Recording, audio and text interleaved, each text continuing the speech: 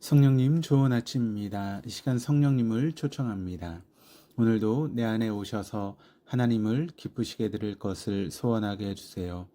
오늘 말씀을 통해 구체적으로 무엇을 해야 할지를 깨닫게 해주세요. 깨달은 것을 삶 속에서 실천할 수 있도록 도와주세요. 아멘. 오늘 함께 나누실 하나님 말씀은 창세기 35장 16절에서 29절까지 말씀입니다. 그들이 베델에서 길을 떠나 에브라스에 이르기까지 얼마간 거리를 둔 곳에서 라헬이 해산하게 되어 심히 고생하여 그가 난산할 즈음에 산파가 그에게 이르되 두려워하지 말라. 지금 네가 또 등남하느니라. 그가 죽게 되어 그의 혼이 떠나려 할 때 아들의 이름을 베논이라 불렀으나 그의 아버지는 그를 베냐민이라 불렀더라. 라헬이 죽음에 에브랏 곧 베들레헴 길에 장사되었고 야곱이 라헬의 묘에 비를 세웠더니 지금까지 라헬의 묘비라 일컫더라. 이스라엘이 다시 길을 떠나 에델망대를 지나 장막을 쳤더라. 이스라엘이 그 땅에 거주할 때 르우벤이 가서 그 아버지의 첫 빌하와 동침함에 이스라엘이 이를 들었더라. 야곱의 아들은 12이라. 레아의 아들들은 야곱의 장자 르우벤과 그 다음 시므온과 레위와 유다와 이사갈과 스불론이요 라헬의 아들들은 요셉과 베냐민이며 라헬의 여종 빌하의 아들들은 단과 납달리요 레아의 여종 실바의 아들들은 갓과 아셀이니 이들은 야곱의 아들들이요 바단 아람에서 그에게 낳은 자더라. 야곱이 기럇 아르바의 마므레로 가서 그의 아버지 이삭에게 이르렀으니 기럇 아르바는 곧 아브라함과 이삭이 거류하던 헤브론이더라. 이삭의 나이가 180세라. 이삭이 나이가 많고 늙어 기운이 다함에 죽어 자기 열조에게로 돌아가니 그의 아들 에서와 야곱이 그를 장사하였더라. 지난 시간 살펴보았던 35장 10절은 하나님께서 야곱의 이름을 이스라엘로 계명해 주셨다라고 증거합니다. 그런데 하나님께서는 앞서 32장 야복 강가에서 야곱을 이스라엘로 부르시겠다라고 하셨습니다.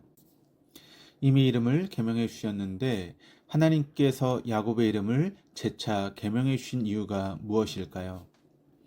앞서 야복 강가에서 야곱은 형 에서와의 만남을 앞두고 두려움 속에서 밤새 하나님께 애원하며 매달렸습니다.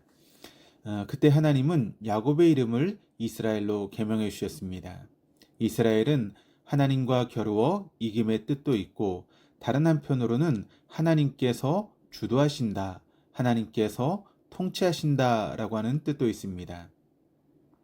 다시 말하면 하나님께서는 지금까지 사람들의 발목을 잡고 그들과 겨루어 이겼고 또 하나님까지도 악착같이 겨루어 이길 정도로 자신의 목적을 이루기 위해서는 수단과 방법을 가리지 않는 야곱의 삶을 다 내려놓고 앞으로는 이스라엘, 즉 하나님께서 너를 주도하는 삶을 살아라 라고 하는 의미로 이름을 바꿔 주셨습니다.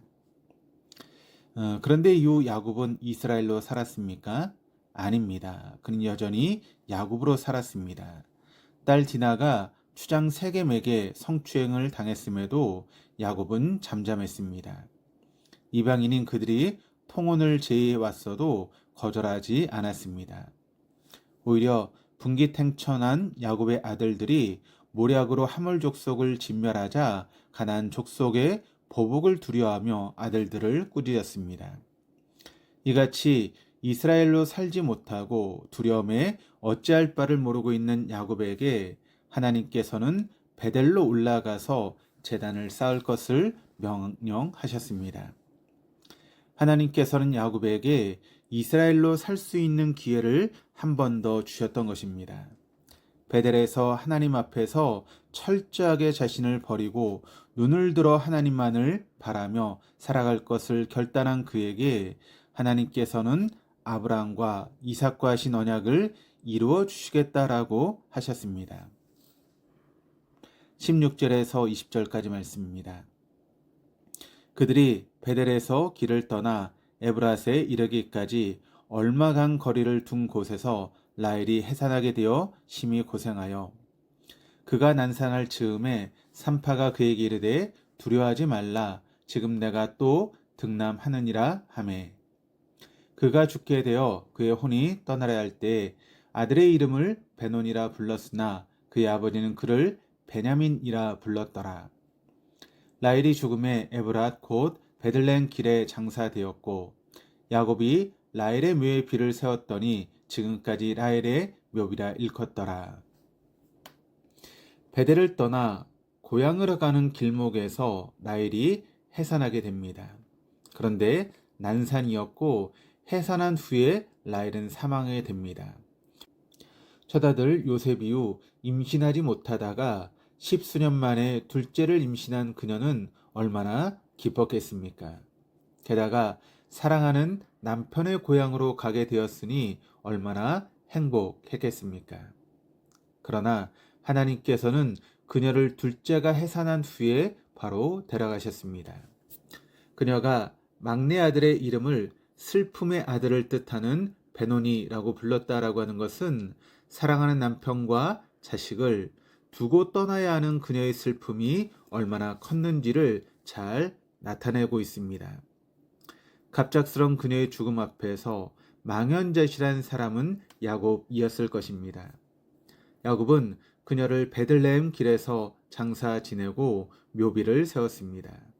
히브리인들은 특별히 기념할 만한 사건과 장소를 영원히 기억하기 위해 주변의 돌로 비석을 세우곤 했습니다. 성경에는 하나님과 관련된 사건이 있는 장소에 비석을 세운 기록이 많이 있지만 사람의 무덤에 묘비를 세우고 그 이름을 불렀다라고 하는 기록은 라헬의 묘비가 처음이자 마지막입니다. 이는 야곱의 라헬을 향한 사랑이 얼마나 지극했는지를 잘 설명해 주는 그런 부분입니다. 이처럼 사랑하는 부인을 떠나 보낸 슬픔 앞에서도 야곱은 라헬의 둘째 아들의 이름을 슬픔의 아들이라고 부르지 않고 오른손의 아들을 뜻하는 베냐민이라고 불렀습니다. 잘 아시는 것처럼 성경에서 오른손은 능력과 힘의 상징이자 하나님의 절대적인 권능을 의미합니다. 다시 말하면 야곱은 어머니 없이 자라야 될 막내 아들이 힘있고 강한 사람이 되기를 소망했습니다. 그런데 야곱은 세상적으로 힘있는 사람을 추구하지 않았습니다. 그는 막내 아들이 하나님의 권능에 힘입어 용맹한 사람이 되기를 소망했습니다. 이 같은 해석이 가능한 이유는 바로 21절의 표현 때문입니다. 21절 말씀을 읽겠습니다. 이스라엘이 다시 길을 떠나 에델 망대를 지나 장막을 쳤더라. 주어가 야곱이 아니라 이스라엘입니다. 베델에서 이스라엘로 거듭난 야곱은 가장 사랑하는 아내를 잃는 극심한 상실의 그런 슬픔 속에서도 하나님을 향한 그런 시선을 거두지 않았습니다.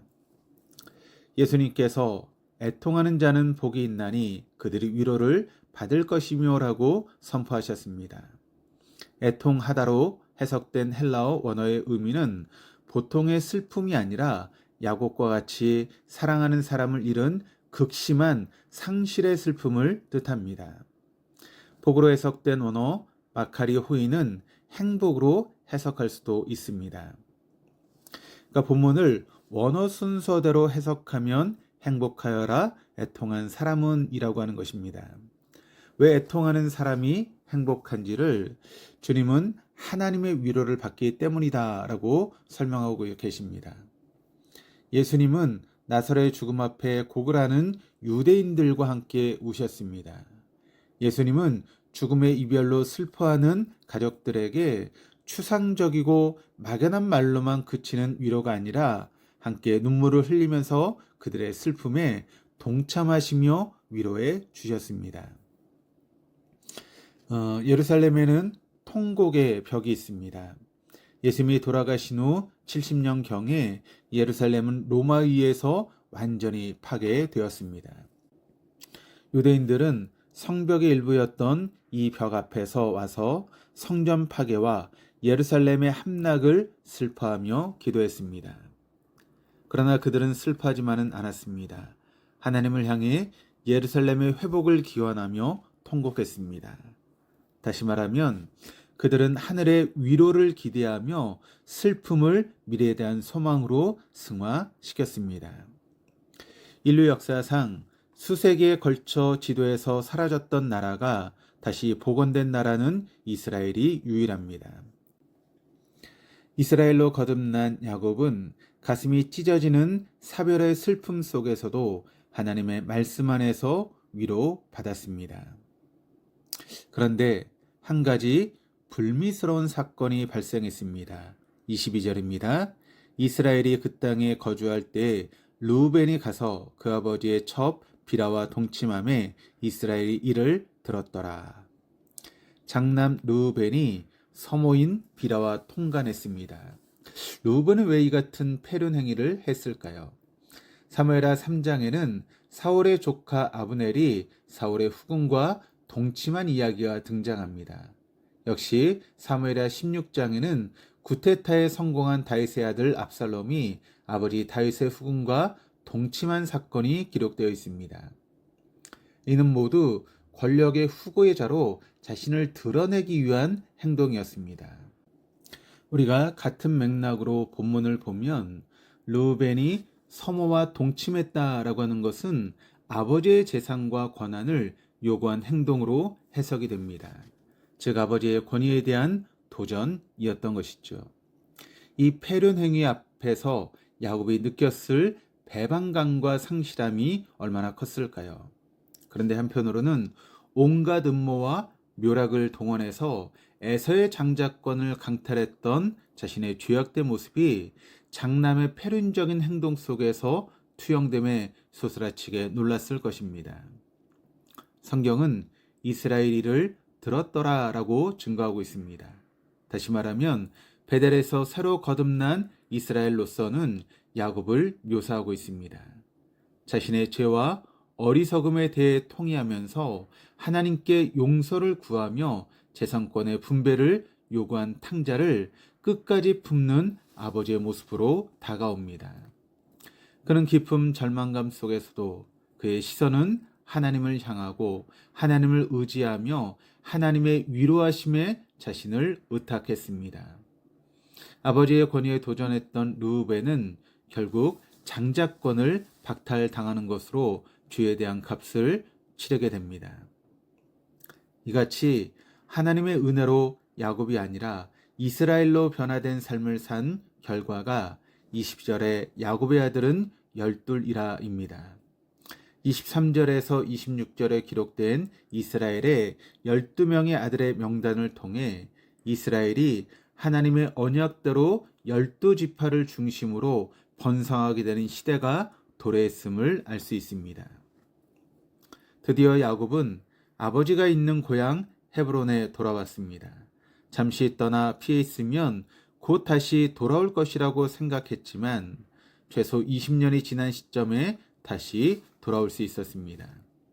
오늘 본문은 아버지 이삭의 죽음으로 막을 내립니다. 28절에서 29절입니다. 이삭이 나이가 180세라. 이삭이 나이가 많고 늙어 기온이 다음에 죽어 자기 열조에게로 돌아가니 그의 아들 에서와 야곱이 그를 장사하였더라. 이삭의 죽음과 함께 그의 아들 에서와 야곱이 그를 장사하였더라 라고 하는 말씀으로 맺는 본문 속에는 아버지를 떠나보낸 두 사람의 슬픔 속에서도 형제 간의 시기와 질투, 암투와 죽음의 어둠이 아니라 형제 간의 우애와 신뢰, 그리고 사랑의 향기가 가득합니다. 평생을 원수처럼 지냈던 형제가 이렇게 변모하게 된 것은 야곱이 하나님께서 계명해 주신 이스라엘로 살았기 때문이었습니다. 인생은 언제나 달콤하지만은 않습니다.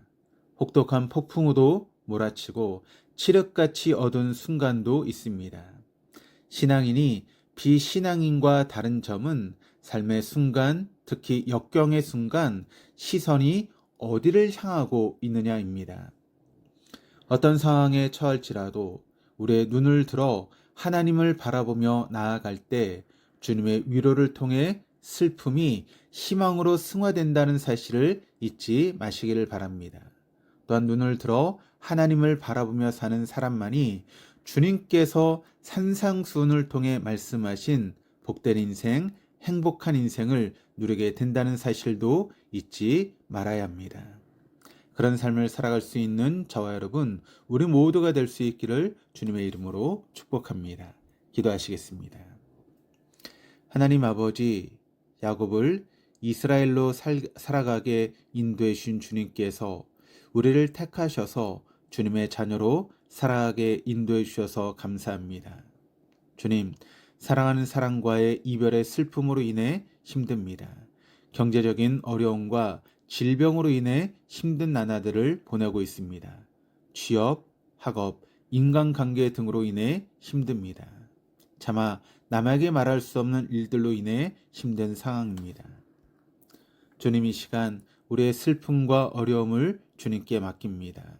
우리의 눈을 들어 주님을 바라보게 하시고 주님의 위로를 구하오니 긍휼히 여겨 주시옵소서. 현실을 도피하지 않고 주님의 위로하심에 힘입어 행복한 주님의 자녀로 살아갈 수 있도록 도와주옵소서. 우리의 영원한 언약이신 예수 그리스도의 이름으로 기도드립니다. 아멘.